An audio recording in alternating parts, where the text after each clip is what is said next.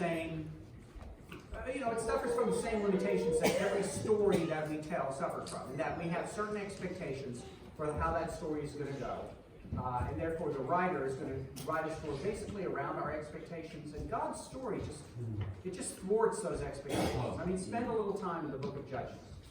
You would think, frankly, the book of Judges, from one perspective, is a rather depressing narrative about God's people failing left and right.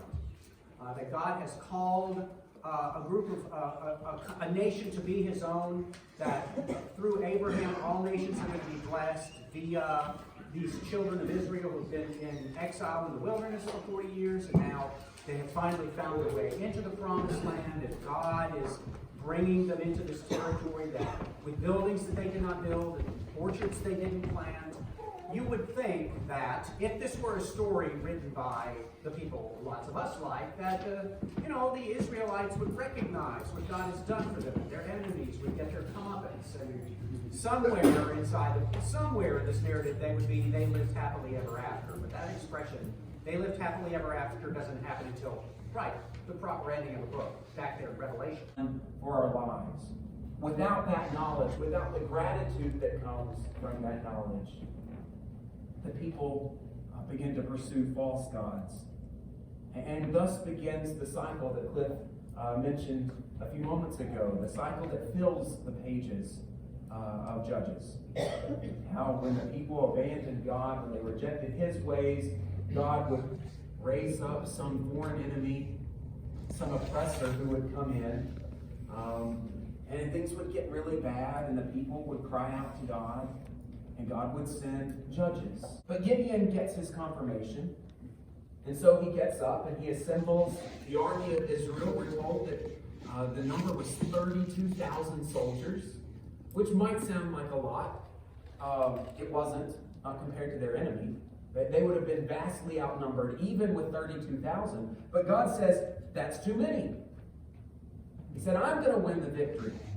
And when I win the victory, I want everyone to know it was me who did it. It wasn't your own power. And so God tells Gideon, send home any man who is afraid. The number is whittled down to 10,000 men. But God says that's still too many. And he directs Gideon to take the men down to the water where God will test them. And if they get down on their knees and lap the water like a dog, they get sent home. If they cup their hands and bring water to their mouths, they get to stay. Now it goes from 10,000 to 300. 300. And God says, that's good. Now's the time to attack. What's interesting to me is that at this point, Gideon has another moment of fear and of doubt. And once again, God is patient with him. He says, Gideon, if you're afraid, if you don't feel like now is the time to attack, then go with your servant into the camp of the Midianites and walk among them and listen to them talking. And when you hear their conversation, your hand will be strengthened, you'll be ready to go to battle, and you'll win. And maybe this sort of thinking leads us to conclude that we need to somehow be someone different before we could be useful to God. And so this morning, my hope is that Gideon's story can help break us away from that sort of thinking. That God can use your talents and your abilities. That God can use your maturity and your strength of character.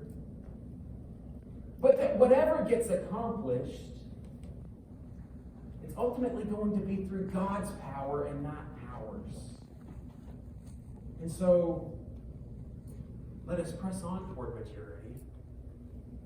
But let us also have faith in the redeeming power of Christ to transform us from wherever we are, ever so slowly, into His image.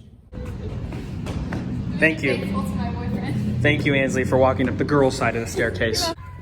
Good evening, Wild Wild World. It has been a crazy day today, let me tell you. So we had church this morning, obviously, and then we went back and had lunch, and then had about an hour and a half or so where I just worked on some stuff before I had to go pick up Christine from halfway between here and Nashville because she was in an accident and her car was totaled. Thankfully, she was okay, but I went to go pick her up, so I went there, came back, had dinner, then went to a play, and then I ran off to intramurals.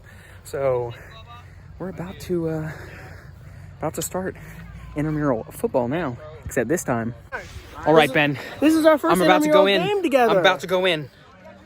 Okay, what are you playing? You lineman? Defense. I am in charge of the vlog squad. You got him. Well, that was somewhat successful. I got a flagpole. Wayne and I did. Yeah, you did. Yeah. This is a high five, Wayne. I just went right underneath. Yeah. Press the button. Just don't press the button, Colin. Like 10,000 resets. I've had mine for like 5 years. Yeah. So Here we go. the ball. Yeah. Hold it off. Get it, Colin. Get your blue cheese in there. It's okay. It's okay. We just went in for a 3-point attempt and then came back out. Defense life. That is disgusting. Why would anybody make that? That is an abomination. What am I looking at?